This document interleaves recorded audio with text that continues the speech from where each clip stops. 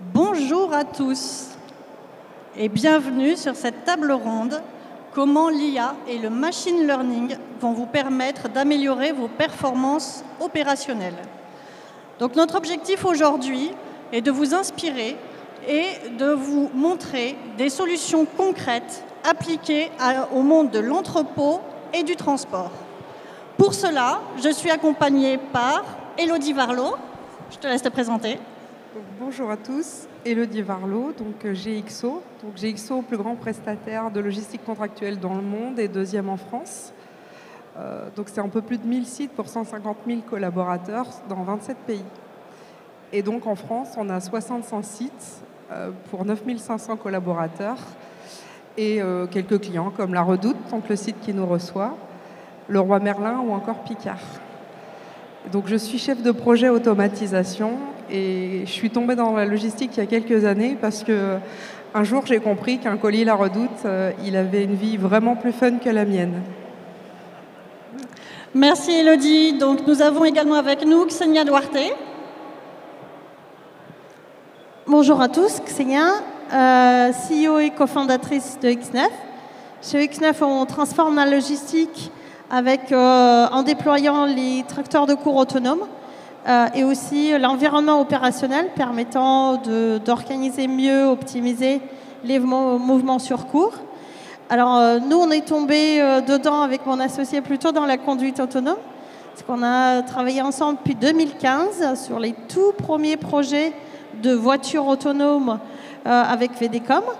Et en 2021, on a créé X9 pour ramener les technos d'autopilote dans des cas d'usage davantage industriels, pour éloigner l'homme du risque et de la pénibilité de travail, parce que bouger les semis 20 fois par jour sur une centaine de mètres, c'est tout sauf drôle, mais également permettre de gagner en performance opérationnelle et décarbonés, puisque les véhicules sur lesquels on a la chance de travailler sont des véhicules électriques.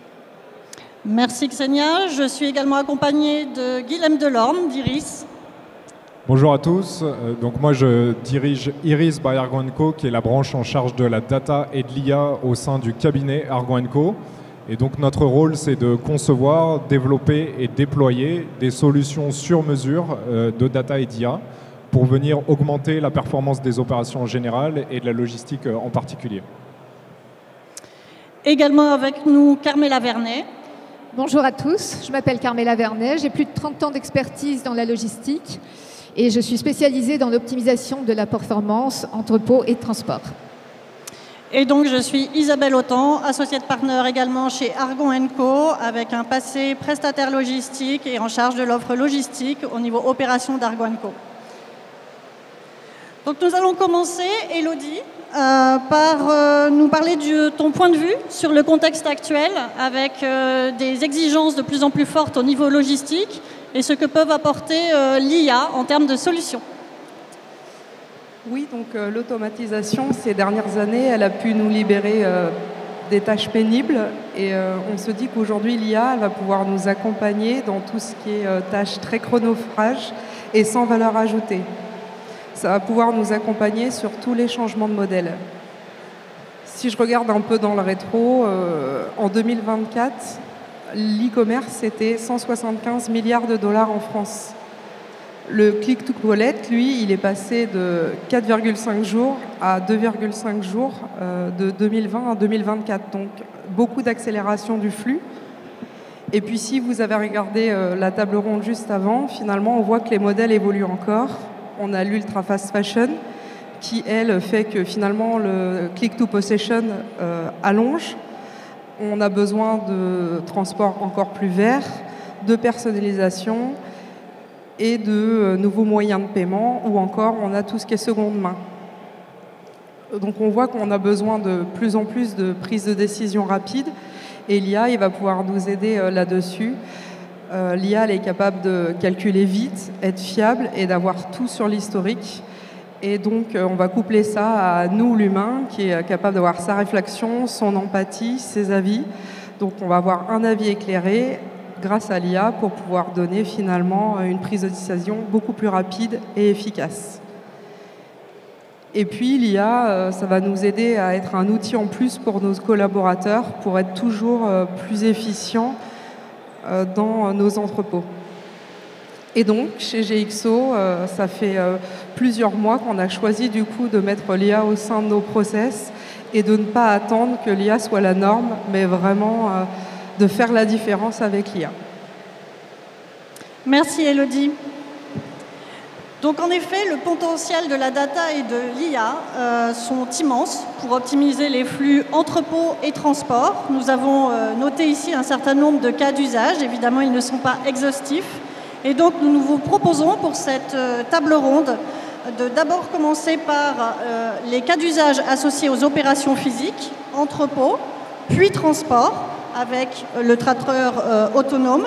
Et ensuite, nous basculerons sur les opérations administratives et pilotage, également sur la partie entrepôt avec les prévisions d'activités logistiques, et ensuite sur le transport avec un assistant transport à destination d'exploitants transport, assisté par intelligence artificielle. Elodie, je te laisse commencer sur la partie entrepôt et opérations physiques. Ok. Donc, comme je vous le disais, chez GXO, ça fait plusieurs mois du coup qu'on essaye d'intégrer l'IA dans nos entrepôts. Et pour rebondir aux échanges de tout à l'heure, l'intérêt, c'est vraiment de ne plus faire que l'homme s'adapte à la machine, mais que l'outil vienne renforcer l'humain. Donc, en s'appuyant sur toutes les expériences passées pour pouvoir avoir des tâches futures plus simples. Donc je vais vous parler de quelques cas concrets. Donc on va regarder un peu dans l'entrepôt comment prédire, optimiser, automatiser les flux et les fiabiliser. Donc si on regarde comment prédire, on va avoir des outils qui vont nous aider à prédire la charge dans nos entrepôts. Donc ça, on reviendra dessus tout à l'heure, Guilhem. On a aussi tout ce qui va être optimisé pour gagner en efficacité. Donc ça va être typiquement revoir les chemins de picking, revoir les emplacements de picking. On a des choses aussi pour faire du réapprovisionnement proactif. Typiquement, je reçois une marchandise. L'IA va m'aider finalement à me dire « Tiens, dans la semaine qui va suivre, je sais que je vais sûrement l'utiliser. Donc au lieu de le mettre dans le stockage, je vais directement venir amener la marchandise au picking. » Et donc ça va m'éviter des déplacements prolongés. On va aussi automatiser pour assister nos opérateurs. Donc on a un outil qu'on est en train de lancer, là, qui va être live dans les prochaines semaines, où on vient faire le lien entre le bon de livraison qui est issu du WMS et du bon réception, qui est là à une forme complètement différente selon les fournisseurs. Et typiquement, on va pouvoir faire le lien, donc voir si les produits sont les bons, la quantité est la bonne, et surtout aller voir dans nos quotas si la DLUO indiquée par le fournisseur est bien celle que l'on a dans le contrat. Et s'il y a un des cas qui n'est pas bon, on va pouvoir avoir une alerte et on va pouvoir aussi avoir une lettre de réserve qui va être produite en automatique.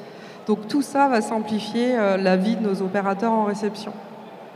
On a aussi, vous le verrez tout à l'heure, les exosquelettes qui ont l'IA dans leur conception.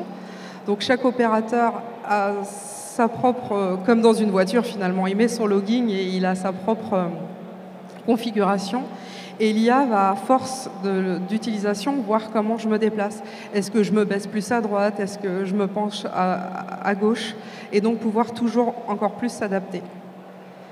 Et enfin, on a le dernier pendant qui est fiabilisé. Donc fiabilisé pour garantir la qualité à nos clients.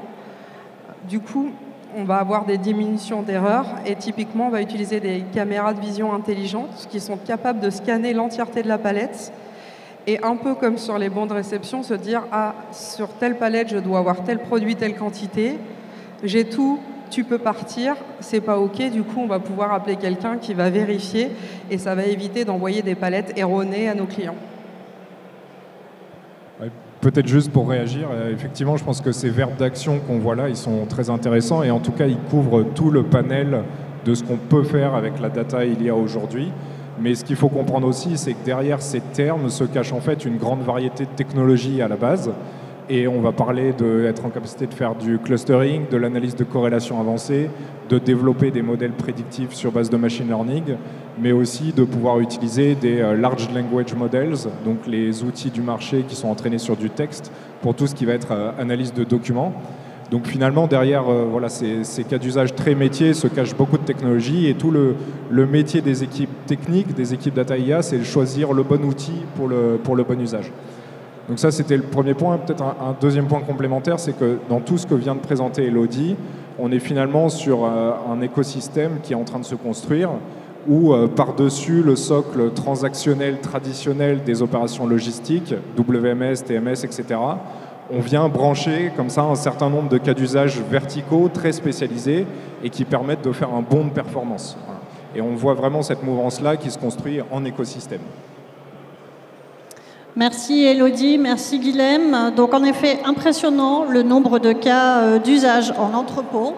Et donc côté transport, Ksenia, est-ce que tu peux nous parler du tracteur autonome ? Avant tout, l'automatisation doit servir à un besoin. Qu'est-ce que c'est un besoin d'un logisticien aujourd'hui ? C'est de garder le personnel en sécurité, donc c'est de la safety.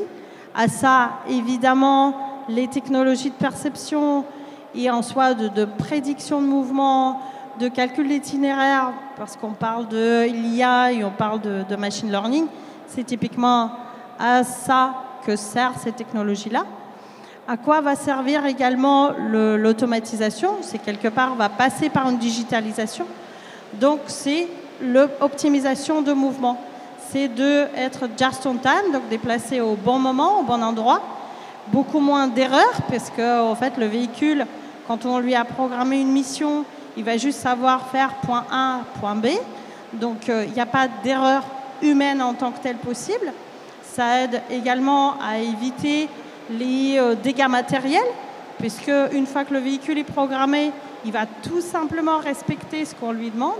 Donc il n'y a pas de fatigue, il n'y a pas on va dire de méconnaissance trajectoire, ce qu'on peut avoir aujourd'hui avec le personnel. Quand le personnel n'est pas formé, puisque typiquement, j'imagine que beaucoup de logisticiens font face aujourd'hui à la pénurie de main-d'œuvre, encore une fois parce que le travail est extrêmement chronophage. Ça fait qu'on est obligé de faire appel à des intérimaires qui, parfois, tout simplement, ne savent pas faire. Parce que manœuvrer un tracteur de course, c'est une chose, mais savoir faire une mise à quai en marche arrière de manière précise, en 2 ans sa vitesse, croyez-moi, moi j'ai fait beaucoup de visites de sites et parfois, une dizaine de minutes, la personne va juste essayer de se mettre à quai. Donc il y a une perte de temps évidemment, mais à la fin, il ne dose pas la vitesse et donc on accroche la semis, on accroche le quai, on peut accrocher l'infrastructure. Donc tous ces petits dégâts matériels qui peuvent être aussi évités grâce à l'automatisation, parce que la machine est programmée pour doser sa vitesse. Donc typiquement, ce genre on va dire pain point, de difficultés, de challenge opérationnel qu'un logisticien fait face aujourd'hui, l'automatisation va y contribuer. Ce qu'il faut savoir aussi, c'est pas juste un véhicule autonome, c'est vraiment un environnement opérationnel, puisque en fait, la machine, il faut lui communiquer où aller, le point A, point B. Typiquement, va au parking numéro 10, récupère la SMI Y et ramène-la au quai 25. Et tout ça, bien sûr, c'est possible avec la digitalisation. Donc il y a des outils pour ça, type Yard Management System, mais il y a aussi des outils de programmation tout simples avec quoi on peut démarrer déjà l'opérationnel. Ce qu'il faut savoir, pourquoi nous, chez X9, on développe toutes ces solutions-là, c'est tout simplement parce que la techno doit être au service de l'humain. Elle n'est pas là pour techno pour de la techno. Et c'est aussi, c'est ce qu'on fait depuis le début de l'aventure. Donc la société existe depuis 2021. On cherche à travailler avec les clients. Donc on va sur site, on cherche à comprendre c'est quoi les difficultés opérationnelles pour savoir à y répondre de manière la plus précise. Merci Ksenia. Elodie, Carmela, un feedback par rapport à votre passé prestataire et chargeur ? Déjà, moi, je trouve ça très prometteur sur le plan environnemental parce que, comme tu l'as dit, ça permet de réduire très significativement les gaz à émissions de serre. Donc, très bon point de ce point de vue-là. Et puis oui, c'est une technologie très prometteuse. Nous, on la voit vraiment bien fonctionner sur des îlots type navettage où on va pouvoir bouger nos tracteurs de cours et sécuriser nos entrepôts, enfin nos cours. Très bien, merci. Donc en effet, on a vu des solutions appliquées concrètement à l'entrepôt et au transport. Nous vous proposons maintenant de basculer sur la partie de mise en place de l'IA et du machine learning dans les tâches administratives et de pilotage des opérations logistiques. Et donc l'IA est un moyen de mieux prévoir les opérations logistiques. Et donc je pense que Guilhem, tu peux nous en dire un mot ? Oui, effectivement. Elodie en mentionnait l'existence de ce cas d'usage tout à l'heure. Je pense qu'on est vraiment sur un des cas d'usage phares et des plus matures aujourd'hui de l'usage de l'IA et en particulier du machine learning pour prévoir l'activité dans les entrepôts. En fait, la question métier qu'on cherche à traiter ici, elle est toute simple, c'est de combien de personnes j'ai besoin dans les entrepôts pour suivre l'activité sur les prochaines semaines. Et cette question qui est vraiment à la base des opérations logistiques, elle tire plein de sous-questions qu'on voit affichées à l'écran ici, autour finalement de la modélisation qu'on va mettre derrière, de dire mais finalement le combien de personnes, il se décline par type d'activité, par type de flux, par jour de la semaine, par moment de l'année, par type de contrat, etc. Et donc d'une question métier toute simple, en fait on tire beaucoup de complexité derrière. Complexité qui quand même le plus souvent aujourd'hui est adressée par le gestionnaire de l'entrepôt qui a beaucoup d'urgences opérationnelles à gérer et qui globalement pour répondre à cette question souvent fait un peu comme il peut. Et comme il peut, c'est souvent empirique dans un Excel avec les données de l'année dernière. Voilà. Et donc en voyant ça, on s'est dit il y a même déjà plusieurs années qu'on pouvait mieux faire et que l'IA avait un rôle à jouer là-dedans pour mieux prévoir justement. Et le terme clé c'est mieux, c'est faire un peu mieux que ce process-là. Alors comment s'y prend d'un point de vue approche ? En fait, l'IA, ici, c'est un modèle de machine learning qui va être entraîné sur les données du passé qui sont représentatives des inducteurs d'activité de l'entrepôt. Donc c'est finalement que le modèle arrive à comprendre qu'est-ce qui fait que la charge en entrepôt, elle bouge dans le temps. Donc le première donnée d'entraînement, évidemment, c'est l'historique de consommation, l'historique des flashages de préparation, mais aussi de réception, mais aussi de réappro des emplacements de picking. Tout ça corrélé avec des événements calendaires. Donc évidemment, selon le secteur d'activité, ce n'est pas les mêmes éléments de calendrier qui jouent, mais c'est évidemment une donnée hyper importante. Et aussi potentiellement corrélé avec une autre donnée d'entrée qu'on n'a pas toujours, qui est la prévision du client final. Et alors celle-là, elle est un peu à double tranchant, parce que parfois le client final, il vous donne de la visibilité, c'est bien, mais souvent il vous donne une visibilité pas complète, pas à la bonne maille, ou voire imprécise. Donc il faut aussi s'adapter avec ça. Et justement, cet exercice de gymnastique intellectuelle qui consiste à combiner tous ces signaux pour arriver au final à une prévision qui est l'activité, le nombre de colis, le nombre de palettes, ce n'est pas un exercice facile, comme ça, si on le demande à un humain de le faire dans un Excel. Par contre, c'est le genre d'exercice sur lequel le machine learning s'en sort très bien. Justement, de comprendre toutes ces corrélations dans toutes les données que je viens de citer et d'arriver à faire un signal fiable du nombre de colis à préparer par type de flux dans l'entrepôt sur les semaines à venir. Donc, elle est là, l'IA, c'est sur cette prévision d'activité. Et ensuite, ça, classiquement, c'est converti ensuite en ETP en passant par des productivités historiques.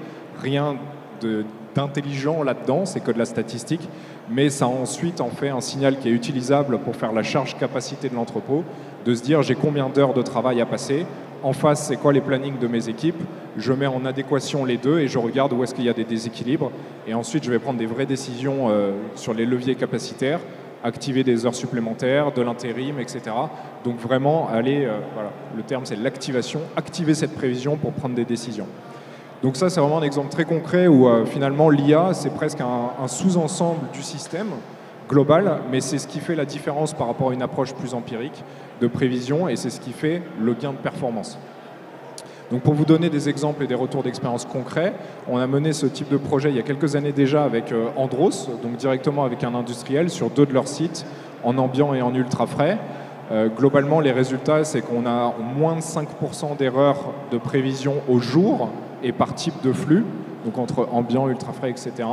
Et moins de 5% d'erreurs, ça veut dire que c'est 6% de productivité gagnée par rapport à d'où on partait avant, sur cette prévision empirique. Donc 6% de productivité sur quelques centaines de TP, ça commence à peser fortement. On a aussi fait le même projet plus récemment dans des flux web, des flux e-commerce non alimentaires. Et là, on était dans des erreurs au jour qui étaient entre 5 et 12% selon les types d'activités. Et ça représente plusieurs dizaines de TP de gains potentiels aussi en termes de productivité. Donc on joue vraiment sur des assiettes qui sont quand même significatives. Et c'est un bon cas d'usage de départ, on va dire, quand on veut se lancer dans l'IA. Elodie, je crois que vous avez également un POC en cours sur ce sujet.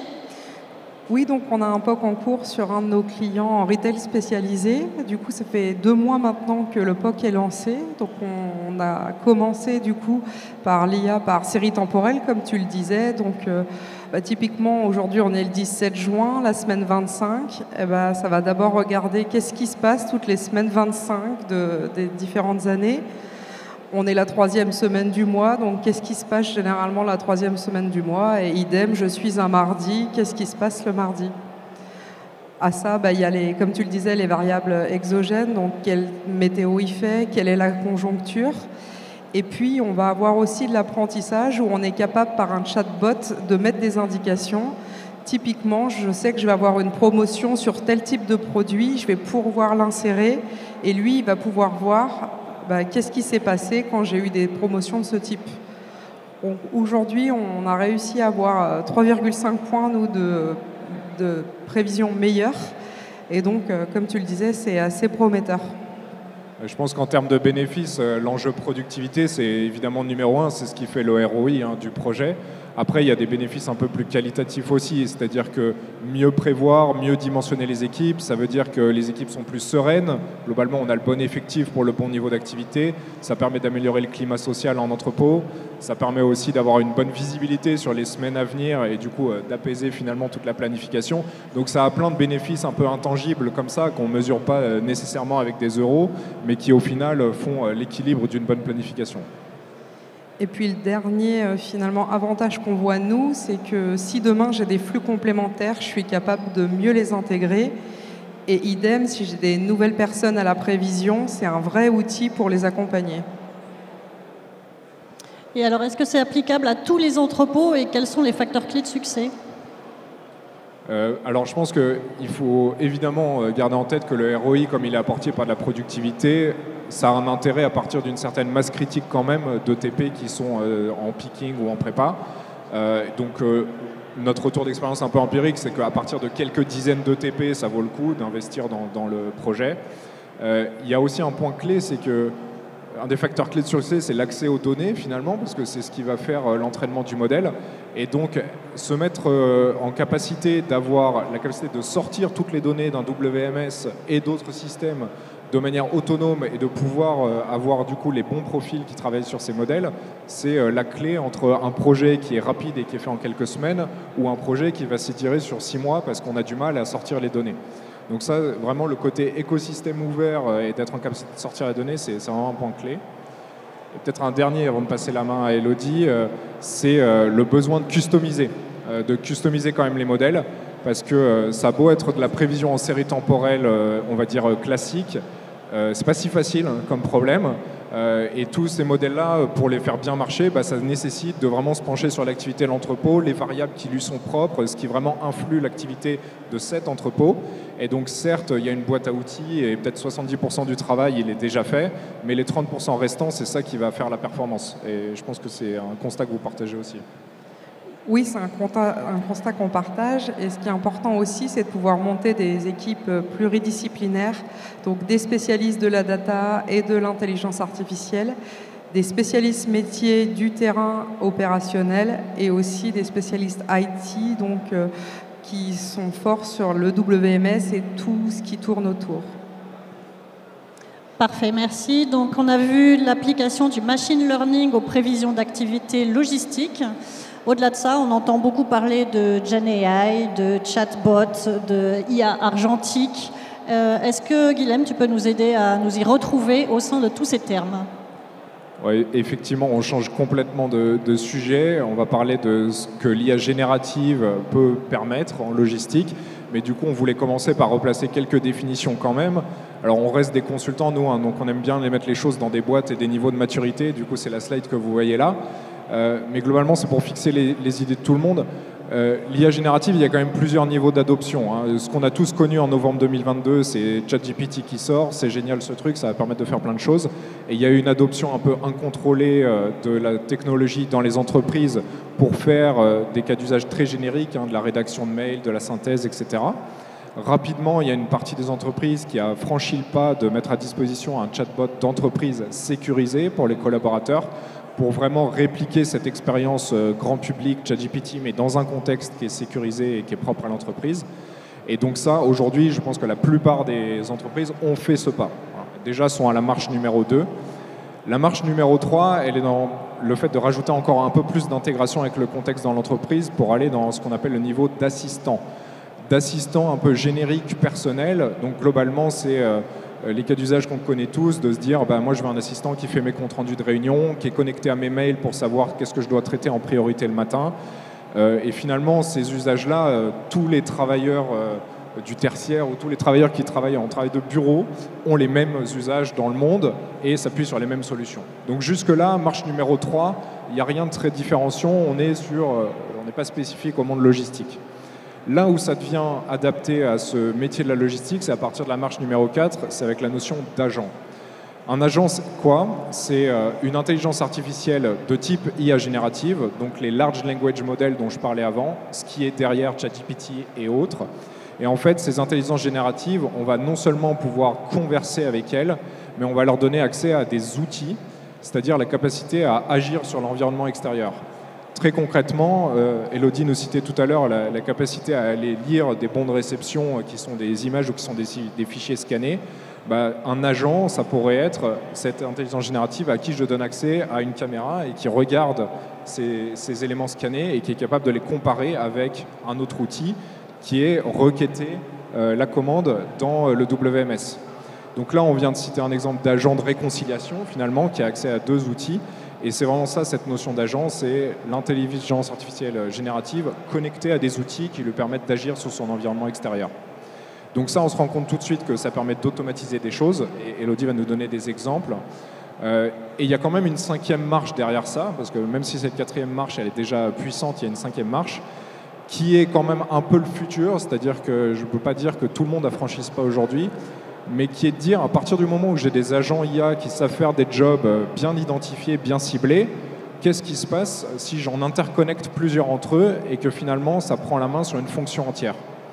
Donc on voit quand même un futur qui n'est pas si distant et qui a quelques années, où toute une fonction de transport de l'entreprise, en fait, ça va être une combinaison de 5-10 agents qui vont se répondre et travailler les uns les autres, comme aujourd'hui, des collaborateurs travaillent les uns les autres à travers des emails, des échanges d'informations, etc.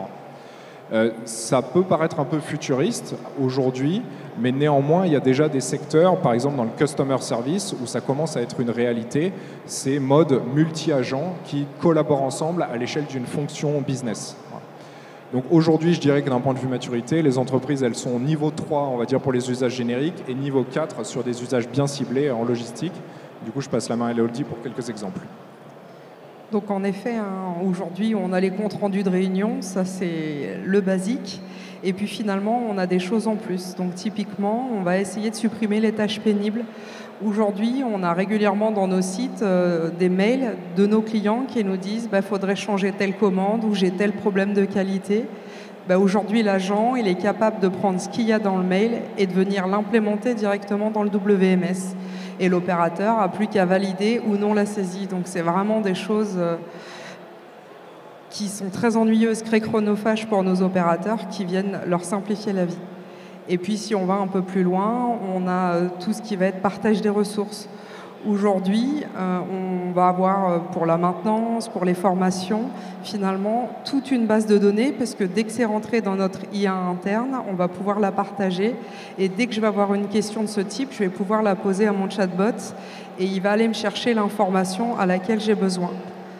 Donc l'idée de ça, c'est toujours de pouvoir rendre accessible toute l'information et toute la connaissance et toutes les best practices à nos opérateurs. Parfait, merci. Donc, pour rappel, nous avons traité la partie opération physique avec les apports de GenAI et du machine learning aussi bien au niveau entrepôt et transport. La partie prévision d'activités logistiques pour aider d'un point de vue administratif et pilotage. Et maintenant, nous allons voir aussi sur le transport un exemple de l'application de GenAI pour une cellule transport. Carmela ?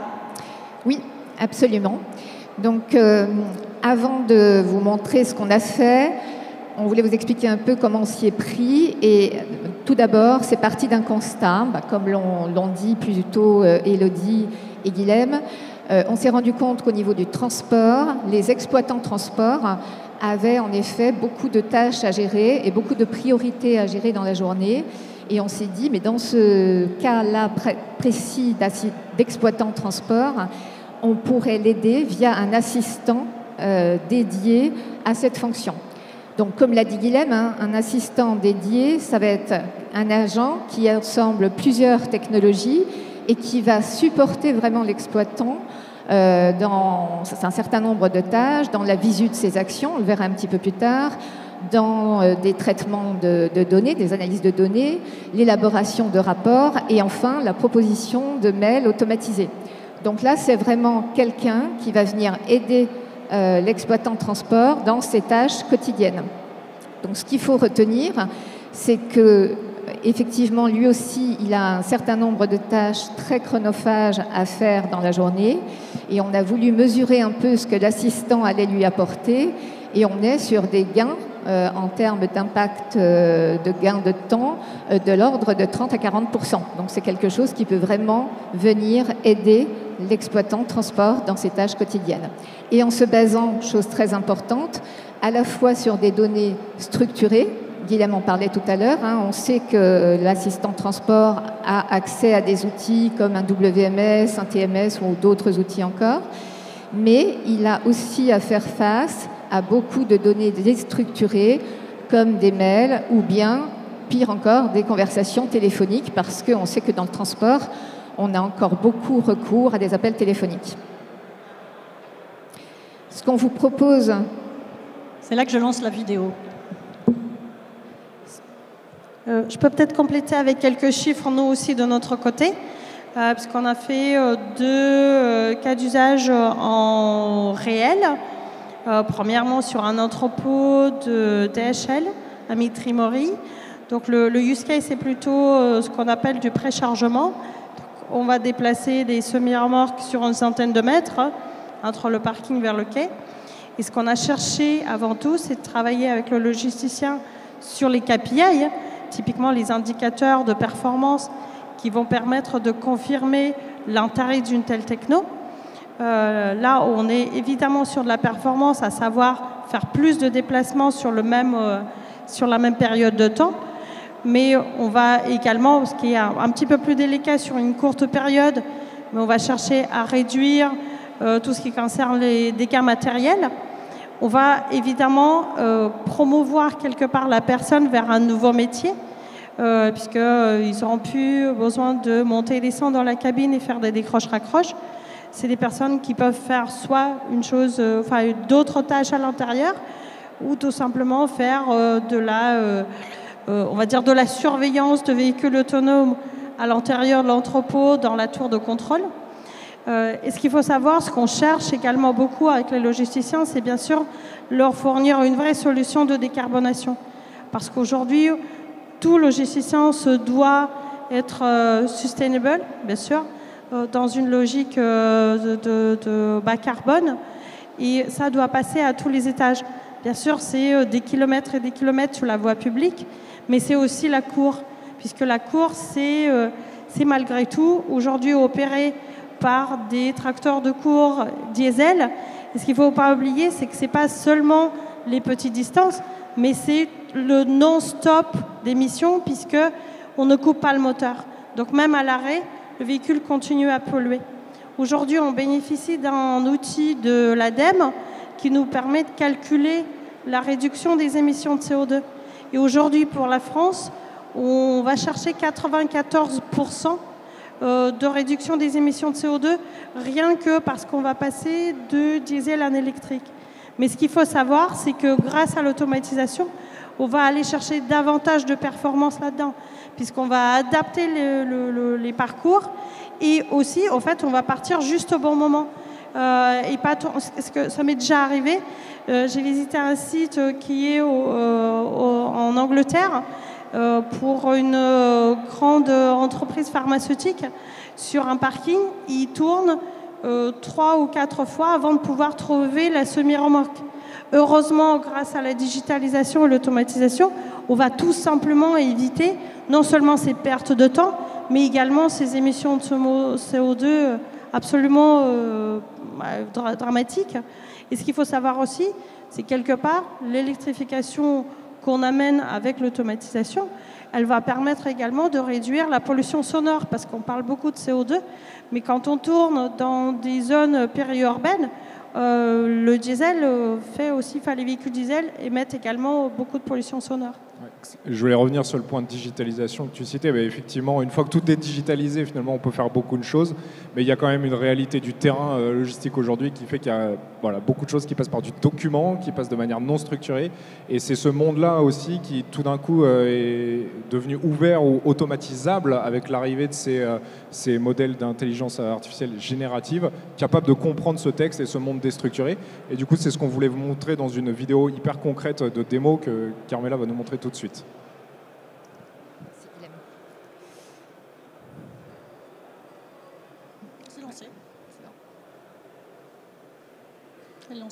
Voilà, donc l'assistant se présente sous la forme d'un tableau de bord centralisé dans lequel l'exploitant de transport va retrouver dans une seule interface l'ensemble des infos dont il a besoin.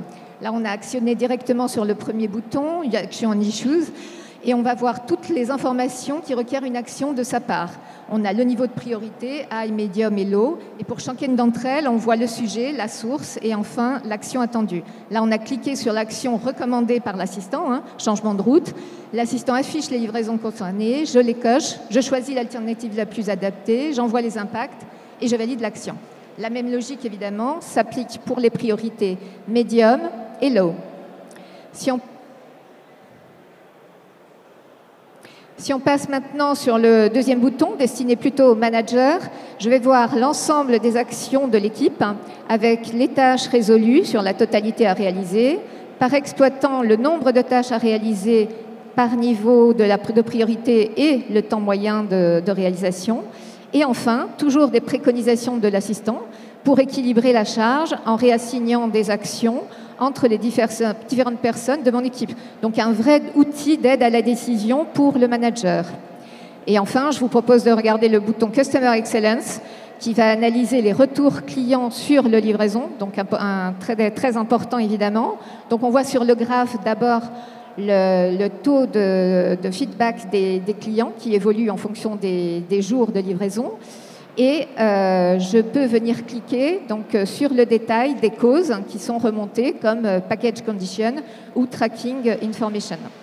Donc là, c'est quelque chose là aussi qui peut être très important pour l'exploitant de transport pour voir quel est le niveau de satisfaction ressenti par son client. Donc d'autres fonctionnalités ont été développées, bien sûr, mais là, on est vraiment rentré dans le détail de celles qui sont pour nous le plus utilisées par l'exploitant de transport dans son travail quotidien. Des réactions ? Oui, je pense que ça illustre parfaitement le point qu'on disait de dire on est finalement sur une surcouche par rapport au système qui existe aujourd'hui, quand il existe un système. Et à côté de toute la boîte mail et les documents non structurés qui circulent, et d'être en capacité de fusionner ces deux mondes à travers une interface qui est simple, qui mixe toutes ces informations et qui est vraiment orientée prise de décision. Donc au final, ça rejoint le point qu'on faisait en introduction, de se dire on va venir augmenter les capacités du système avec ces agents très focalisés. Et ces agents-là, comme on le voit dans l'interface qui a été montrée, ce n'est pas forcément des chatbots. À aucun moment, on pose une question, etc. C'est très bien les chatbots, mais à un moment, ce qu'on veut voir quand on est dans le flux opérationnel, c'est des lignes avec des alertes et des actions. Et c'est cette capacité aussi à aller vite et à être orienté prise de décision qui fait la différence de ces solutions-là par rapport à un chatbot du marché. Merci. Donc ça, c'est pour tout ce qui existe aujourd'hui. Si on veut aller encore plus loin, quels sont les sujets prospectifs auxquels vous pensez ? Dans un avenir proche, on peut penser formation, parce qu'aujourd'hui, la formation, on peut l'avoir progressif et personnalisé par typologie d'opérateur.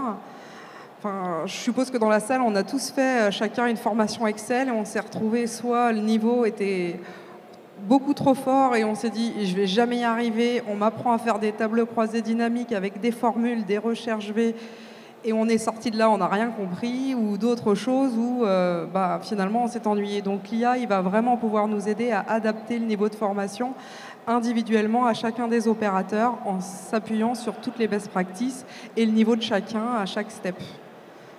On peut aussi parler maintenance. La maintenance, on va pouvoir s'appuyer sur tout ce qui se fait déjà dans l'industrie aujourd'hui avec l'intelligence artificielle. Typiquement, on va pouvoir suivre aujourd'hui les cycles des machines. J'ai un robot qui aujourd'hui fait 60 cycles à l'heure. Ah, mince, ça fait 10 jours, il fait plus 60 cycles mais 59. Et puis, depuis ce matin, c'est 58 cycles. Et donc là, je vais pouvoir avoir une alerte qui est lancée à mon équipe de maintenance pour me dire, il y a peut-être quelque chose à aller regarder, va voir. Quand on parle de maintenance, j'en parlais tout à l'heure, c'est aussi avoir accès à tout ce qu'on a finalement sur tous nos sites et voir cette panne-là, qu'est-ce que c'est généralement ? Et du coup, quand j'arrive sur une panne, je vais d'abord faire les premières choses qui sont généralement la cause de la panne, le régler et pouvoir toujours aller plus vite. Donc quand j'ai quelqu'un de nouveau, c'est beaucoup plus facile de l'intégrer aussi et il ne se sent pas tout seul face à sa panne.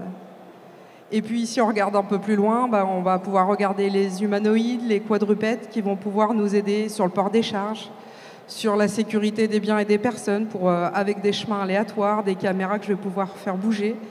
Et puis aussi finalement sur la manutention, il y a 20 ans, j'avais des convoyeurs. Maintenant, on a tous des AMR. Et puis demain, certainement que les humanoïdes vont pouvoir nous aider là-dessus. Donc, encore une fois, l'idée, c'est vraiment de se servir de la technologie, que ce ne soit pas un substitut, mais vraiment un copilote pour notre activité de demain. Et peut-être pour ajouter, je pense que le constat général, c'est aussi que l'écosystème bouge très vite. Il y a des innovations qui sortent très régulièrement et même d'autant plus ces 2-3 dernières années avec cette nouvelle forme d'IA très générale. Et en fait, la clé dans cet écosystème, c'est de pouvoir bouger vite, prendre rapidement les innovations là où elles sont bonnes à prendre, donc de rester aussi assez agile finalement dans l'approche, dans la capacité à aller chercher des nouvelles technologies, des nouveaux tests, à pivoter rapidement aussi quand il y a une technologie de rupture qui sort, parce qu'on n'est pas à l'abri de faire un mauvais choix finalement et d'avoir une technologie moins chère qui sort. Et je dirais que pour y voir clair un petit peu dans tout ça, une de nos convictions assez fortes, c'est qu'il faut pouvoir bénéficier d'équipes data en interne, de profils techniques qui vont avoir cette capacité à réaliser une partie des cas d'usage qu'on a cités et qu'on voit encore à l'écran et qui sont très riches. Et quand ils n'ont pas cette capacité, au moins d'y voir clair dans le jeu de l'écosystème et de tous les vendeurs de solutions qui injectent de l'IA ici et là pour faire beaucoup de cas d'usage aussi. Donc particulièrement important d'avoir ces capacités internes en complément de la connaissance de l'écosystème. Juste un tout petit complément, je pense que c'est important de noter que toute techno n'a du sens que parce qu'elle rencontre son client. Et ce qu'il faut savoir, c'est qu'on va chercher avant tout un équilibre économique. Et c'est ce qu'on travaille depuis le début avec tous les clients qu'on rencontre. Et on a modélisé quelque part un outil de calcul ROI, puisque c'est avant tout, c'est ça qui est important. On peut développer une super tech, mais si à la fin elle ne retrouve pas son marché, c'est qu'on a fait tout ça pour rien. Donc c'est vraiment important de s'asseoir ensemble avec le client, être agile, être à l'écoute, flexible, mais avant tout chercher un équilibre ensemble pour que la techno sert à quelque chose. Peut-être une dernière question, comment est-ce que vous faites pour prioriser tous ces sujets? Parce qu'on voit que la diversité d'initiatives est très très grande. Alors pour le moment, on ne priorise pas forcément. Nous, on adopte vraiment une démarche ouverte et exploratoire. Je rebondis un peu sur ce que tu disais, Guilhem. L'idée, c'est vraiment de pouvoir voir les technologies qui émergent, surtout de les tester.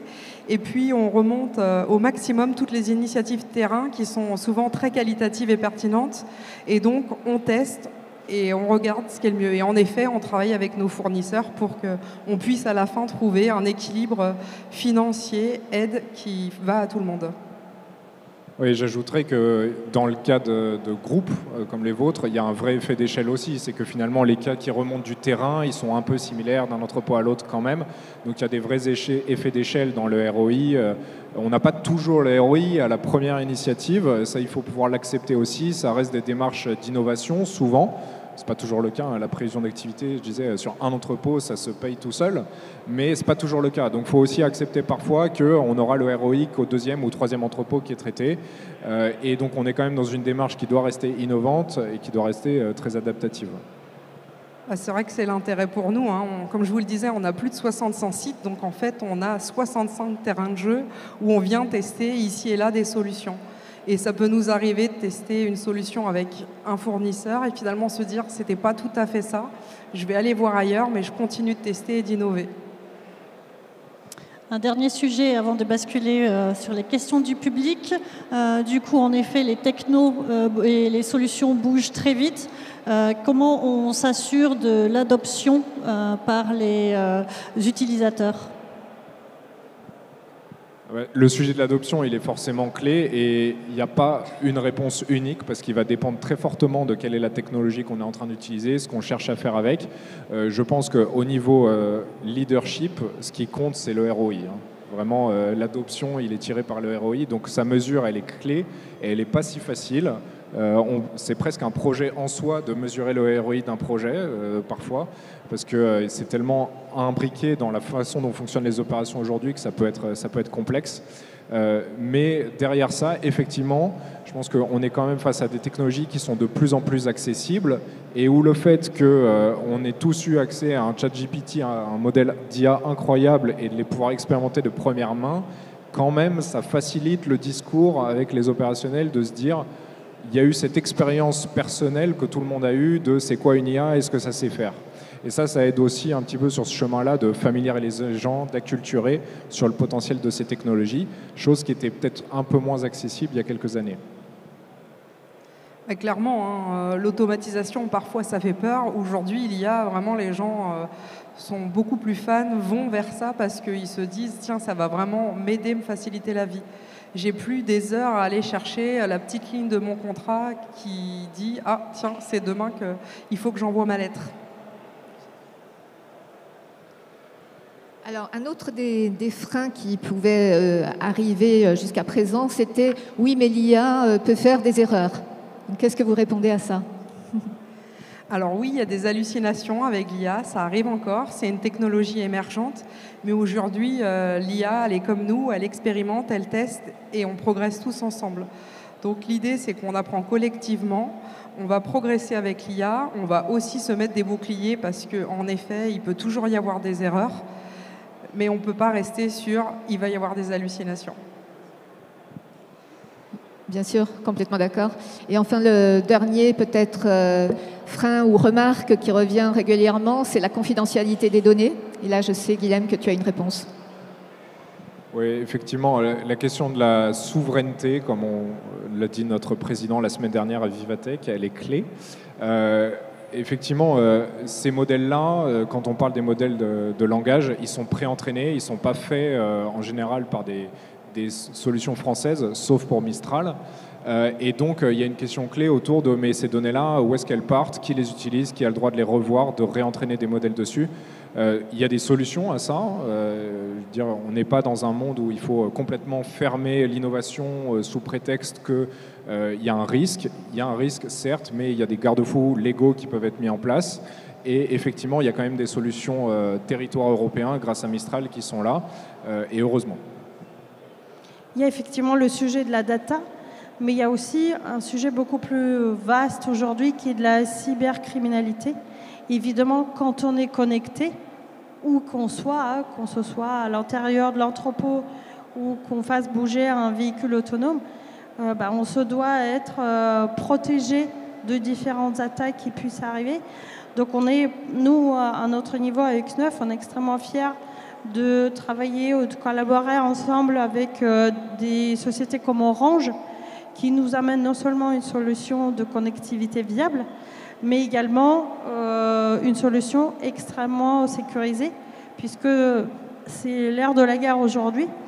Et ce qui est aussi important, c'est quand on construit des solutions, quelles qu'elles soient, en fait, c'est s'entourer des sociétés compétentes, d'autres expertises clés qui vont permettre de co-construire une solution. Parce que où qu'on soit client ou fournisseur, on ne sait pas tout faire tout seul.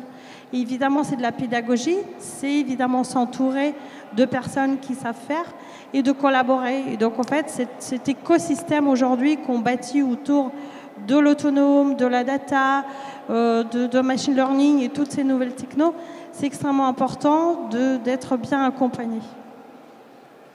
Merci à tous. Je crois que nous arrivons à la conclusion de cette table ronde. Donc l'idée, en effet, était de vous montrer des cas d'usage concrets, applicables aujourd'hui à vos métiers, entrepôt et transport, et aussi vous donner quelques perspectives, parce qu'en effet, on ferait cette table ronde d'ici un mois, on aura encore de nouvelles choses à vous dire. Voilà, sky is the limit. Et du coup, on a demandé à une IA de nous illustrer cette table ronde. Et voilà ce qu'elle nous a proposé. Je ne sais pas si vous avez des questions dans le public, si on a encore un petit peu de temps. Oui ? Avant que la question arrive, n'oubliez pas, vous allez avoir une démo dans moins de 10 minutes. Bonjour, merci à tous, très intéressant. Ma question est sur l'impact des solutions on-demand et le marché du logiciel actuel. Par exemple, la prévision des ressources en entrepôt, on les retrouvait dans les WMS, dans des solutions de capacity planning. Comment l'IA aujourd'hui vient perturber le modèle?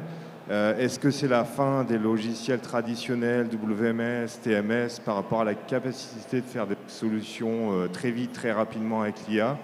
Voilà, quelle est un peu votre vision de ce marché? Désolé, j'ai un retour. Merci. Oui, pas facile le son.